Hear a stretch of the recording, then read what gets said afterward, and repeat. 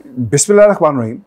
अस्सलाम वालेकुम नाज़रीन, मैं हूं इरफान हाशमी और आपको प्रोग्राम में खुशामदीद कहता हूं। मैं आपको पहले रोज़ से ही कह रहा हूं, जब से 90 रोज़ में इंतखाबात करवाने का ये जो केस है सुप्रीम कोर्ट ऑफ पाकिस्तान में ज़ेर समात है कि चीफ जस्टिस पाकिस्तान जब हुक्म अदूली हुई उसी रोज़ तौहीन अदालत की कार्रवाई का आगाज़ करते तो सुप्रीम कोर्ट ऑफ पाकिस्तान की नेक नियति जो है वो कौम के सामने आ जाती। रोज़ाना अदालत लगती है, अदालत नहीं बल्कि तमाशा लगता है और मुज़ाकरात का खेल खेला जाता है। मैंने सबसे पहले आप तमाम दोस्तों को जो तवज्जो थी आपकी इस तरफ दिलवाई कि ये मुज़ाकरात का खेल किसी के कहने पर खेला जा रहा है, और ये हालात उस दिन से पैदा हुए जब चीफ जस्टिस ऑफ पाकिस्तान से जो इंटेलिजेंस चीफ हैं उनकी मुलाकात होती है चैम्बर के अंदर, और फिर उसके फौरी बाद हमने ये देखा कि एक ऑडियो सोशल मीडिया पर रिलीज़ की गई चीफ जस्टिस ऑफ पाकिस्तान की फैमिली की, और एक प्रेशर जो है बिल्टअप करने की कोशिश की गई। व्यूअर्स, वाइब्स ये आ रही हैं कि ये जो मुज़ाकरात का खेल है ये कुछ ताकतों के कहने पर खेला जा रहा है, और सुप्रीम कोर्ट ऑफ पाकिस्तान ये खेल किसी के कहने पर खेल रही है। अगर आइन और कानून की बात की जाती, सुप्रीम कोर्ट ऑफ पाकिस्तान की रिट की बात की जाती, तो ये फैसला तौहीन अदालत की कार्रवाई की तरफ जा सकता था, लेकिन हम तो मुंतज़िर ही रह गए।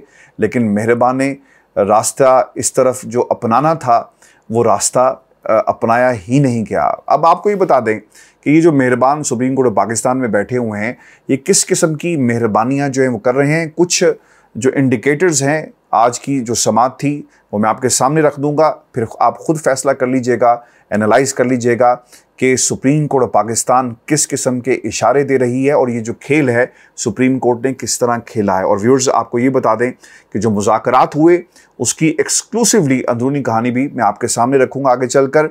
चीफ जस्टिस ऑफ पाकिस्तान ये कहते हैं कि मुज़ाकरात के मामले में सब्र व तहम्मुल से काम लेना होगा, यानी तमाम पार्टीज़ को सुने और एक दूसरे की बात को तस्लीम करें, कुछ दो और कुछ लो की बुनियाद पर। यह नहीं हो सकता कि हमने फैसला सुनाया उस फैसले को मुकम्मल तौर पर भूल जाओ।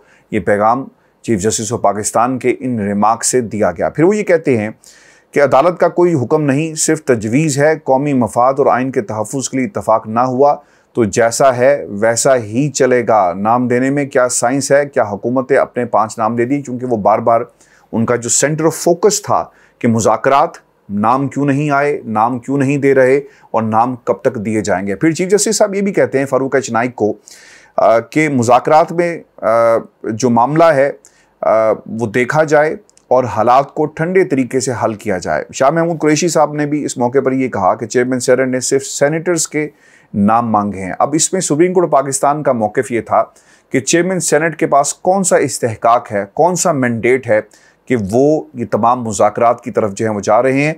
और चीफ जस्टिस ऑफ पाकिस्तान के जो क्लोजिंग रिमार्क्स थे वो ये कहते हैं कि कोई टाइम लाइन नहीं दे रहे, आज का ऑर्डर जारी करेंगे, हम ना कोई हदायत जारी कर रहे हैं ना कोई टाइम लाइन। अदालत मुनासिब हुक्मनामा जो है वो जारी करेगी। बराए मेहरबानी आइन के लिए एक दूसरे के साथ बैठे। अच्छा, अब ये तो तय हो गया ना, ये जितने भी closing remarks, opening remarks, middle remarks और out of the syllabus remarks और आउट ऑफ द कॉन्स्टिट्यूशन जो रिमार्क्स आए कि सुप्रीम कोर्ट ऑफ पाकिस्तान ये खेल खेल रही है किसी के कहने के ऊपर। अब इसमें कोई दो राय नहीं रही, क्योंकि सुप्रीम कोर्ट ऑफ पाकिस्तान की तरफ नज़रें लगी हुई थी कि क्या तौहीन अदालत की कार्रवाई होगी और क्या एक और वज़ीर-ए-आज़म जो है वो घर जाएगा, क्योंकि उसने सुप्रीम कोर्ट ऑफ पाकिस्तान की हुक्म की को मानने से इनकार किया। व्यूअर्स, आपको ये बताते चलें, जब पूरी कौम इंतज़ार कर रही थी कि सुप्रीम कोर्ट ऑफ पाकिस्तान क्या फ़ैसला सुनाएगी, फ़ैसला नहीं आया, इंतज़ार पूरी कौम कर रही थी, और फिर अचानक रात की तारीकी में एक फ़ैसला आ गया। सुप्रीम कोर्ट ने इलेक्शन कमीशन को आज तक इलेक्शन बजट की फराहमी के बारे में रिपोर्ट जमा कराने की हिदायत जो है वो जारी कर दी है। मुज़ाकराती अमल के दौरान चीफ जस्टिस की तरफ से अचानक ये रिपोर्ट तलब करना अपनी जगह इंतहाई अहम है, क्योंकि supreme court of Pakistan Aahista Aahista ये खेल खेल रही है ताकि एक तासुर जाए कि हमने 14 मई की जो बात कही थी आज भी हम उसके ऊपर कायम हैं, और फंड्स क्यों जारी नहीं किए गए ये सुप्रीम कोर्ट ऑफ पाकिस्तान का हुक्म था और इस हुक्म को हवा में क्यों उड़ाया गया। व्यूअर्स, मैंने कुछ ये जो पॉलिटिकल सिचुएशन डेवलप हुई है इस हवाले से कुछ सवालात जो हैं वो तैयार किए आप तमाम दोस्तों के लिए, एक एक करके मैं आपके सामने रख देता हूँ। और ये सवालात पाकिस्तान के अदालती निज़ाम से जुड़े हुए हैं। चीफ जस्टिस ऑफ पाकिस्तान की जो चैम्बर में इंटेलिजेंस चीफ से मुलाकात हुई उससे जुड़े हुए हैं। आइंदा का लाएअमल हुकूमत और दूसरी तरफ पाकिस्तान तहरीक इंसाफ क्यों मुज़ाकरात की मेज़ पर आ गई, डट जाती, खड़ी रहती, और वो कौन सी ताकत है जिसने मजबूर कर दिया इमरान खान को। मेरी जो इंफॉर्मेशन है उसके मुताबिक पाकिस्तान तहरीक इंसाफ के इर्द गिर्द, यानी खान साहब के जो इर्द गिर्द क़ुव्वतें मौजूद हैं और जो मुज़ाकरात में बढ़ चढ़ कर हिस्सा ले रही हैं, इन्होंने एक कलीदी किरदार अदा किया खान साहब को मुज़ाकरात की मेज़ पर लाने के लिए। यानी PTI का जो मौक़िफ़ है इन मुज़ाकरात से शायद सिफर होता जा रहा है, क्योंकि पाकिस्तान तहरीक इंसाफ के हक़ में 90 रोज़ का फ़ैसला आया। अगर तहरीक इंसाफ कह देती कि भाई हमने मुज़ाकरात में नहीं जाना और हम सुप्रीम कोर्ट ऑफ पाकिस्तान के हुक्म पर चलेंगे, तो शायद हालात जो हैं इस तरफ ना आते। ऐसा लग रहा है कि किसी के कहने पर और कोई साजिश तैयार की गई है इमरान खान के इर्द गिर्द। क्योंकि अगर आप इमरान खान के पिछले 1 साल की जो स्ट्रीट स्ट्रगल है उसको देखें, पार्लियामान से बाहर जितनी भी स्ट्रगल है उसको देखें, जब मंजिल करीब आती है तो कुछ ऐसे किरदार मौजूद हैं जो इमरान खान को उसकी मंजिल से दूर कर देते हैं। और ये बात मैं आपको पिछले 1 साल से बार बार बता रहा हूँ। अब सवालात जो मैंने लिखे मैं आपकी नज़र कर देता हूँ। अहम तरीन सवालात आज की अदालती और मुज़ाकराती पेशरफ्त के दौरान जो सवालात जिन्हें जन्म लिया है, क्या चीफ जस्टिस ऑफ पाकिस्तान जिस तरह लचक दिखा रहे हैं, क्या वो मुज़ाकरात से निकलने वाले फ़ैसले पर इन्हिसार करेंगे? क्योंकि ये बहुत ही ट्रिकी क्वेश्चन है। सुप्रीम कोर्ट ऑफ पाकिस्तान 90 दिन के फ़ैसले से खुद ब खुद वॉलंटरली जो है पीछे हट गया और उन्होंने क्या कहा। इसका मतलब क्या होगा कि भाई पाकिस्तान के अंदर सियासी जमातें जो है ना मुज़ाकरात कर रही हैं। तो पूछा जाएगा कि जनाब इन मुज़ाकरात का क्या नतीजा निकला। बता दिया जाएगा कि जनाब हमने फ़लाँ तारीख जो है उस पर कंसेंसस पाया गया। सुप्रीम कोर्ट ऑफ पाकिस्तान कहेगा बहुत अच्छा, हम जो फ़ैसला दिया था उससे पीछे हटते हैं और ये एक अपॉर्चुनिटी होगी फेस सेविंग की सुप्रीम कोर्ट ऑफ पाकिस्तान के लिए। क्योंकि मेरी इतलात ये हैं कि जब चैम्बर में मुलाकात हुई तो उस वक्त ये सवाल रखा गया था कि जनाब हमें भी बता दिया जाए कि हमने अपनी फेस सेविंग कैसे करनी है, आइन को कैसे बचाना है। और उसका वाहिद रास्ता ये था कि तमाम जमातों को मुज़ाकरात की तरफ लेकर जाएं। लेकिन व्यूअर्स, ये जो जुमला बिलावल जरदारी की तरफ से कहा गया था ना, वो याद रखिएगा कि हम बंदूक की नोक पर किसी भी मुज़ाकरात को नहीं मानते। तो बंदूक की नोक वो किसे कह रहे थे, ये इंतहाई अहम इशारा है जो बिलावल जरदारी की तरफ से दिया गया। क्या चीफ जस्टिस 14 मई को फैसला बरकरार होने का बार बार अंदिया दे रहे हैं और मुज़ाकरात की कामयाबी के बाद वो इस फैसले में किस तरह तब्दीली करेंगे, ये भी एक बुनियादी सवाल है। क्या पाकिस्तान की तारीख में कभी ऐसा हुआ कि एक ऑर्डर लिखा जाए और फिर उस ऑर्डर को काट कर एक नया ऑर्डर लिखा जाए? इस पर कानून जो है बड़ा वाज़ेह है और उस बेंच के पास भी ये इख्तियार मौजूद नहीं होता जो पहले फ़ैसला जारी कर दिया गया और आपको एक नज़रसानी अपील जो है वो दायर करना होगी। क्या वज़ीर-ए-आज़म बार बार नाअहल होने के लिए तैयार होने का दावा कर रहे हैं और क्या नून लीग या पीपल्स पार्टी ने मुतबादिल वज़ीर-ए-आज़म तैयार कर रखा है? इसके पीछे ना साजिश है। अगर शहबाज शरीफ साहब नाअहल हो गए तो फिर फ़ायदा किसको होगा? एंटी शहबाज जो फोर्सेस हैं उनको फ़ायदा होगा, और जिसमें पाकिस्तान पीपल्स पार्टी मुतअद्दिद दफ़ा ये कह चुकी कि वज़ीर-ए-आज़म अगला सिंध से होगा और सिंध के डोमिसाइल वाला वज़ीर-ए-आज़म हम लेकर आएंगे। और सबसे अहम सवाल, क्या वज़ीर-ए-आज़म तब्दील होने से नया वज़ीर-ए-आज़म इलेक्शन की तारीख के हवाले से अदालती फ़ैसला तब्दील करेगा या चीफ जस्टिस के ख़िलाफ़ कार्रवाई का कार्ड इस्तेमाल करेगा? होगा क्या कि अगर कोई नाअहल हो गया, जो मुझे नहीं लगता क्योंकि अभी तक तौहीन अदालत की कार्रवाई का बाकायदा आगाज़ नहीं किया गया, तो फिर क्या होगा? अगर तौहीन अदालत की कार्रवाई जो है बिलफर्ज हो जाती है, शहबाज शरीफ को नाअहल कर दिया जाता है, तो क्या अगला वज़ीर-ए-आज़म जो आएगा वो सुप्रीम कोर्ट ऑफ पाकिस्तान के हुक्म पर अमल करेगा, तस्लीम करेगा? और अगर करेगा तो फिर उसके जो पैरामीटर्स हैं वो क्या होंगे? और क्या दूसरी तरफ जो नया वज़ीर-ए-आज़म आएगा वो सुप्रीम कोर्ट ऑफ पाकिस्तान के जजेस के ख़िलाफ़ कार्रवाई करेगा? क्योंकि रेफरेंसेस जो हैं वो पेंडिंग मौजूद हैं। और फिर इस्तेहकाक कमेटी और दीगर मामलात के जनाब इन तमाम जजेस को जो है पार्लियामेंट की तौहीन के मामले में पार्लियामेंट के सामने पेश होना होगा। और फिर क्या अगर तहरीक इंसाफ हुकूमत की तरफ से दी गई इलेक्शन तारीख तस्लीम कर लेती है तो क्या माइनस इमरान केसेस हुकूमत वापस लेगी? ये भी एक बुनियादी सवाल है, क्योंकि डील होगी ना, फिर ऐसे तो नहीं हो सकता। क्योंकि दोनों तरफ से जो ख़बरें बाहर निकली हैं वो आइन की बात की जा रही है, वो बजट के बाद इलेक्शन को ले जाने की बात की जा रही है, फिर ये भी कहा जा रहा है कि पूरे मुल्क के अंदर एक ही दिन इंतखाबात करवाए जाएँ, आइन में तरमीम कर ली जाए। लेकिन कोई ये नहीं बता रहा कि नवाज़ शरीफ की वापसी का मामला और इमरान खान के केसेस ख़त्म करने वाला मामला, इसको भी ज़ेरे बहस लाया गया है। देखें, दोनों मामला जो है ना वो इंटायरली डिफरेंट हैं। नवाज शरीफ अदालतों से इश्तिहारी हैं, इमरान खान के ऊपर जबरन झूठे 144 यानी 150 के करीब मुकदमात बनाए गए। दोनों अगर चीज़ों को पलड़े में रखकर देखें तो यकीनन जो ज़्यादा वज़न है यानी सज़ा, और जिस शख्स को होनी चाहिए, जिस शख्स को अदालतों के ज़रिए सज़ा पहले भी हुई और उसे कायम रहना चाहिए, वो नवाज शरीफ साहब हैं। और इस बुनियाद के ऊपर किसी किस्म की बारगेनिंग नहीं हो सकती, क्योंकि दोनों केसेस जो हैं उसमें ज़मीन आसमान का फ़र्क है। फिर अगर हुकूमत ऐसा नहीं करती जैसा कि नज़र आ रहा है कि इलेक्शन नहीं करवाती एक दिन, तो हुकूमत की एक रोज़ इंतखाबात की तारीख का फ़ायदा पाकिस्तान तहरीक इंसाफ को कैसे होगा? क्योंकि अगर इन्होंने पंजाब के इलेक्शन नहीं करवाए और ये कहते हैं कि ठीक है जनाब हम मान लेते हैं और पसे पर्दा कोई और डील कर लेते हैं, तो ये भी आपको याद रखना होगा, क्योंकि डील की कोशिश जो है वो की जा रही है नवाज शरीफ को पाकिस्तान में लाना। इस वक्त नून लीग के लिए सबसे बड़ा चैलेंज है, मिशन नंबर 1 है, और इस मिशन की तकमील के लिए ये वो मेज़ थी जिस पर पाकिस्तान तहरीक इंसाफ को कुछ ताकतों ने लाकर बिठा दिया।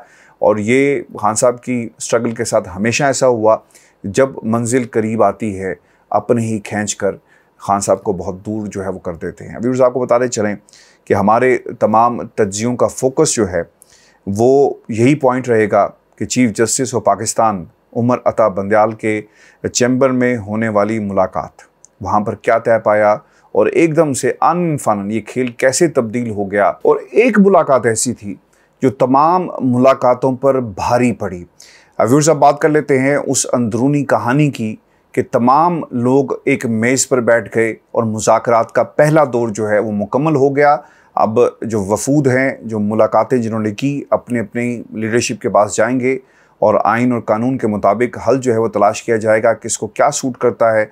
और फिर ये भी याद रखिएगा कि ये मुलाकात का जो पहला दौर था ये पल्स चेक करने के लिए कि पाकिस्तान तहरीक इंसाफ जो है क्या वो अपने मुकम्मल तमाम पत्ते जो है वो शो करेगी, और दूसरी तरफ से हुकूमत जो है वो क्या मुतालबा करती है, क्योंकि पसे पर्दा हक़ाइक़ कुछ और हैं। जैसा मैंने आपको बताया कि नवाज शरीफ की वापसी, केसेस को ख़त्म करवाना, सुमोटो जो सुप्रीम कोर्ट ऑफ पाकिस्तान का प्रोसीजर बिल है उसके हवाले से, और फिर तरमीम अगर करनी है तो ये मुतालबा पाकिस्तान तहरीक इंसाफ की तरफ से किया गया। व्यूअर्स आपको बताएं कि हुकूमत और PTI के मुज़ाकरात में मुख्तलिफ तजावीज़ जो हैं वो ज़ेर गौर आई हैं। ज़रा ये बताते हैं कि इसहाक डार ने गुफ्तगू का आगाज़ करते हुए कहा कि शाह साहब आपको मालूम है कि पंजाब के इंतखाबात के बाद बहरान हल नहीं होना।